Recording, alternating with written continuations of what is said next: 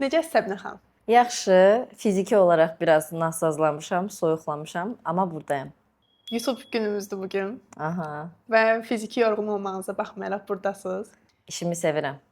Görünür, hiss olunur. Bu günləri biz bizə buraxılışının 4-cü rubrikasını çəkəcəyik. Mhm. Sizin üçün yenə çoxlu suallar hazırlamışam. Maraqla gözləyirəm.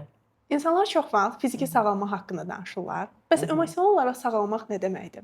Bu proses necə baş verir?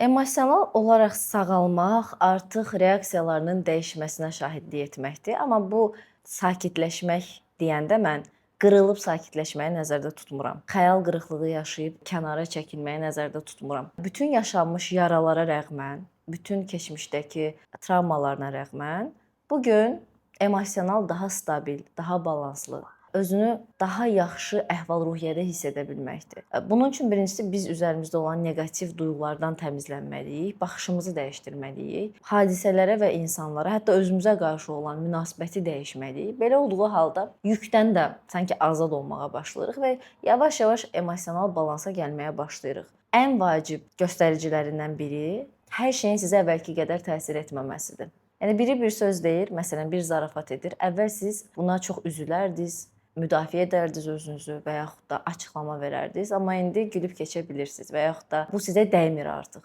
Bunun özü xeyli bir yol qət etmə deməkdir. Bəs sizcə insanı sağaldan qərarlar hansılardır?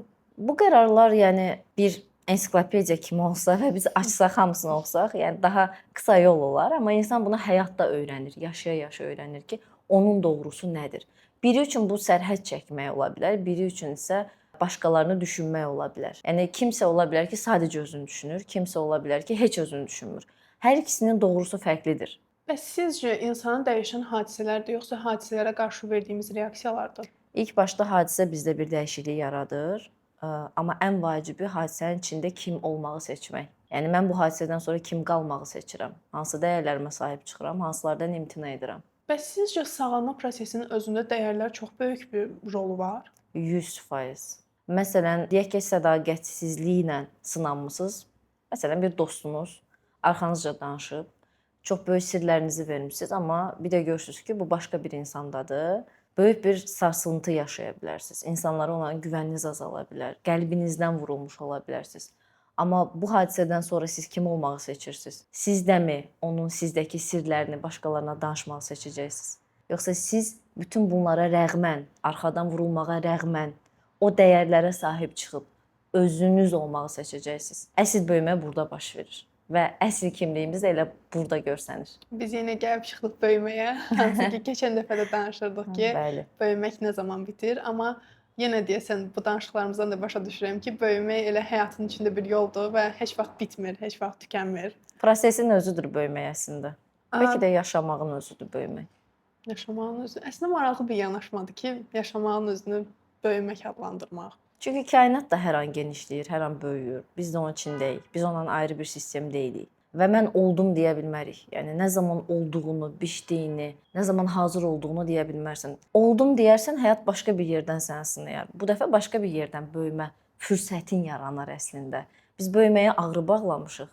Amma əslində zənginləşməkdir, təkmilləşməkdir, daha böyük olmaq deməkdir. Görün nə gözəl bir şeydir. Bir dəfə bir yerdə oxumuşdum. Deyirdi ki, insan tam həyatdakı bütün sualları tapdığını düşündüyü an həyat sualları dəyişir və sən yenidən o sualları axtarmalı Tam olursan. razıyam. Və məncə elə bu biraz da böyüməyin bir parçasıdır. Daima yeni suallar axtarışında olmaq. Siz ümumiyyətlə nə düşünürsüz? Yəni bir gün tutalım ki, bütün sualları tapmısınız. Onda nə edərdiniz ki, həyatınızda yenilik olsun? Yəqin olmazdım artıq o gün. Çünki bu dünyada elə bir şeyin olacağını düşünmürəm. Bəs mənə ümumiyyətlə maraqlıdır ki, sizin üçün var olmaq nə deməkdir? Yəni işinizi çox sevirsiniz, bunu bilirəm artıq. Bəs ümumiyyətlə bundan kənar, yəni sizin üçün var olmağın özü nə deməkdir? Yaşamaq. Bəzən səni heç kim görməsə də, qəlbən var olduğunu hiss edə bilmək. Bu bir dişini fırçalayanda ola bilər, saçını darayanda ola bilər. Sadə bir anın içində olar. O qədər varlığını dünyaya yansımasını hiss edərsən ki, mən bunu 17-18 yaşımda 1-ci, 2-ci kursda oxuyurdum, velosiped sürürdüm. Musiqini taxırdım qulağıma, qulaqçıqla dinləyirdim və heç kim məni görmürdü. Amma elə bilirdim ki, dünyanın mərkəzindəyəm. O qədər var olduğumu təpədən dırnağa hiss edirdim ki, o an heç bir sübuta, heç bir təsdiqə, heç bir dəyərə ehtiyacım yox idi. Var olmaq yaşamağın elə özüdür. Amma yaşadığını fərq etdiyin anda var olduğunu bilərsən. Biz deyəsən həyatda həmişə böyük mənalar axtarırıq. Hansı ki, yaşamağın özünü belə böyük anlarda axtarırıq. Amma sizin dediyinizdən də belə nəticəyə gəldim ki, hətta kiçik anlar belə bizə yaşadığımızı xatırlada bilir. Məsələn, mən ulduzları çox sevirəm. Bəzən göydə ən parlaq ulduzu görəndə fikirləşirəm ki, əslində dünya necə də gözəldir, həyat necə də gözəldir. Hətta mənim ən sevdiyim insanlara həmişə ad günlərində dediyim şey var ki, göydəki ən parlaq ulduz kimi parıldır. Çünki ulduzlar Bu sizin ehtiyacınızdır, amma bilirsiniz də, parlamaq. yəni ümumiyyətlə nə bilim ulduzlara baxanda həmişə yaşadığımı hiss edirəm. Xüsusilə də əgər göydə sadəcə bir ulduz görürəmsə, fikirləşirəm ki, həmin an o məni xilas etmək üçün gəlib və o ulduz məni arzuma çatdıracaq. Bu uşaqlıqdan bəri elədiyim bir totemdir. Əslində faydasını da görmüşəm və uzun müddətdə əslində sizin necə yaşamaq kiçik anlarda tapırsınız. Mən o yaşamağı biraz böyük mənalar yükləmişdim və unutmuşdum deyəsən. Sonra yenə mənim o ulduzum, xilaskar ulduzum göylərdə göründü və mən biraz deyəsən yaşamağı xatırladım. Əslində bənzər bir şey mən özüm də yaşamışam. Elə an olub ki, hətta başqa bir ölkədə, çox gözəl bir məkanda, çox bahalı bir yerdə heç o duyğunu ala bilməmişəm. Çünki o an emosional olaraq özümdə olmamışam.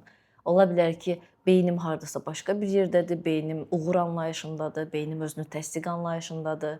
Amma elə bir an olub ki, kiçik bir an, sadə bir an, mən dünyanın xoşbəxti olmuşam. Nə zaman ki, mən mental olaraq özümdəyəm. Və son dönəmlər, siz bilirsiniz ki, mən bir dəyişim dönəmindən keçirəm son 1 ildir və bu dönəmdə o qədər parçalarımı qaytarmışam ki özümə. Və indi istər bahalı bir yer, istər sadə bir məkan, istər təbiət qoyunu, fərqi yoxdur məkanın. Hər an yaşadığımı hiss edə bilirəm. Bunun üçün də böyük qırılmalar yaşamışam. Bəs bayaq bir söz işlətdiniz ki, mən artıq parçalarımı toplayıram. Ümumiyyətlə bunun özü necə bir hissdir? Parçalarını toplamaq, bir bütün halına gəlmək. Bu necə hiss etdirir sizə? Hamımız bir bütöv olaraq doğuluruq, amma mütləq ki qırılırıq. Yəni Kintsugi fəlsəfəsini eşitmisiniz yəqin. Orada da bir qırılmadan söhbət gedir. Sonra təzədən o təkrar o parçalarını birləşdirmək fəlsəfəsi var. Bu təsadüfi və ya boşuna yayılmış və məşhur olmuş bir fəlsəfə deyil. Demək ki, insan əslində həyatda mütləq qırılmalıdır. Bu sanki həyatın qanunudur. Amma qırıldıqdan sonra həyata küsürsənmi, bağlayırsanmı? Yəni bu olmağımı seçirsən, yoxsa bütün bunlardan sonra o yaradıcı tərəfini, həyata olan inamını, bəlkə də bir ümid hissini yenidən yaradırsanmı? Mənim o ümidə ehtiyacım vardı və o qığılcım ilk içimdə yarandı. Ondan sonra parçalarımı toparlamağa başladım. Eyni nöqtədən baxdığım zaman mövzu həmişə eyni yerə gedib çıxırdı, amma dur bir bu yerimi dəyişim, bir fərqli yerdən baxım. O zaman fərqli hisslər yarandı ki, burada bir etirafım olacaq. Bir dəfə belə bir anların birində mən öz köhnə Instagram səhifəm var idi, iş səhifəm və oradakı yanaşmalarımı açdım, bir izləyici kimi oxudum. İllər öncə paylaşdığım. Elə bil ki, o cavablar mənim indiki vəziyyətimdə məni çıxartdı. Çünki mən indi o gözlə baxa bilmirdim. O yazıları yazan Səbinə kimi baxa bilmirdim. Çünki ard-arda fərqli sınaqlardan keçmişdim. Amma həqiqətən də o fəlsəfə ilə yenidən baxmağa başlayanda gördüm ki, mənə çox yaxşı gəldi. Demək ki, bu yazılar da boşuna yazılmayıb, başqalarına da faydası olub. Bəs bu sınaqların içində sizə ən çox təsir edən və indiki Səbinə xanımın yaranmasında əsas meyar olan sizcə nə olub? Mən çox münasibət insanıyam. Yəni bunun fərqi yoxdur ortamından, iş, dostluq, partnyorluq, iş əməkdaşlıqları. Mən çox ünsiyyət və insan fokuslu yanaşıram. Qarşılığını görmədiyim zamanlarda xəyal qırıqlığı yaşadığım anlar çox olub və bəlkə də ən böyük sınaq bu olub mənim həyatımda. Bu daha çox mənim self qurulandan sonrakı dövrümə təsadüf edir. Bəlkə də mən orada dəyərlərin əhəmiyyətini təkrardan öyrəndim. Mən düşünürdüm ki, məndə bu dəyər varsa, qarşımdakı insanda da var. Və sanki həyat səni fərqli insanlarla qarşılaşdırır ki, fərqliliyi qəbul edə biləsən. Orada dirənməyəsən ki, mən belə baxıramsa, o da belə baxmalıdır. Və elə baxmağı buraxdığımda böyüməyə başladım. Gözləntiləri insanlardan buraxdığımda, əgər mən insan fokuslu baxıramsa, qarşımdakı da insan fokuslu baxmalıdır. Yox, bəzən baxmaya bilər. Baxmamağı da normaldır. Dolayısıyla insanları qəbul edib, içimdəki öz parçalarımı da qəbul etməyə başladım, sakitləşdim. Ümumiyyətlə mən bu fikrinizlə çox razıyam. Hansı ki, Bəzən həqiqətən biz insanlara çox məna yükləyir və gözləntilər içinə giririk. Hansı ki, düşünürük ki, bu dəyər məndə varsa, onda da olmalıdır. Mütləq olmalı. Amma yəni bu mümkünsüz bir şeydir. Çünki həyat sizin dediyiniz kimi həmişə bizi fərqli insanlarla sınayır və sizin keçən söhbətlərin birində dediyiniz bir söz var idi ki, Mən insana və bu keçməli olduğum yol lazım idi sadəcə. artıq deyəsən bu mənim qulağıma sırğa olub ki, hansı ki, artıq mən də əvvəllər elə düşünürdüm ki, yəni mənim dəyərlərim necədirsə, insanlar da mənə elə yanaşmalıdır. Amma sonra fərqinə vardım ki, yox, bu mənim dəyərimdir, bu mənim yaşamalı olduğum bir şeydir və mən insanam, bu mənim keçməli olduğum yoldur. Ona görə də bu fikirlərinizdən çox razıyam, hansı ki, həqiqətən də belədir məncə. Ümumiyyətlə bilmək insanı sakitləşdirir. İnsan bilməyəndə çabalayır. Bir var siz üzməyi bilirsiniz, bacarırsınız. O zaman suda da üzə bilirsiniz.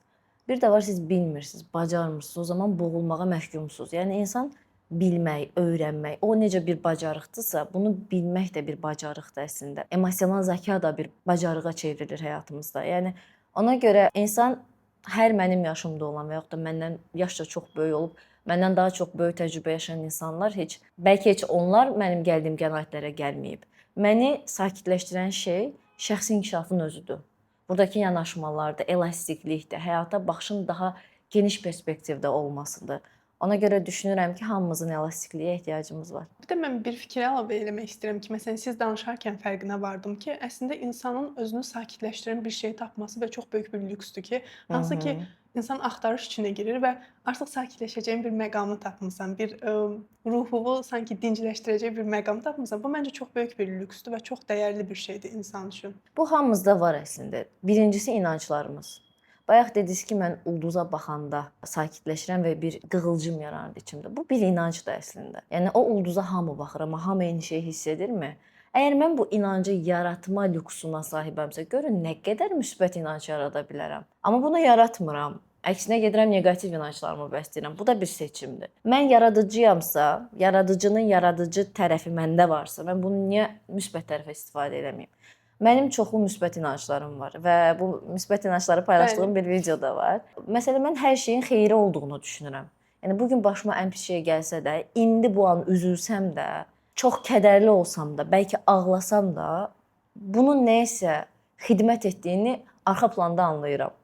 Və hadisənin üstündən keçdikcə daha çox başa düşürəm ki, bax bu buna xeyir imiş. Orada bir yaradana güvən məsələsi də var məncə. Çox gözəl məqamlara toxundunuz. Xüsusilə də sizin inanclar videonuzdan mən özüm üçün çoxlu qeydlər götürmüşdüm. Hansı ki, öz həyatıma tətbiq etmək üçün. Düşünürəm ki, izləyicilər də ona baxıb mütləq şəkildə qeydlər götürüblər. Bugünkü söhbətimiz yenə çox maraqlı oldu, çox xoş oldu. Yenə bir çox məlumatlar öyrəndim, öz həyatıma tətbiq edəcəyim və düşünürəm ki, izləyicilər də burdan öyrənə biləcəyi çox şey götürəcəklər. Nə xoş mənə. Heç mən də xəstə olduğumu hiss eləmədim. Vaxt çox rahat keçdi. Təşəkkür edirəm. Mən təşəkkür edirəm.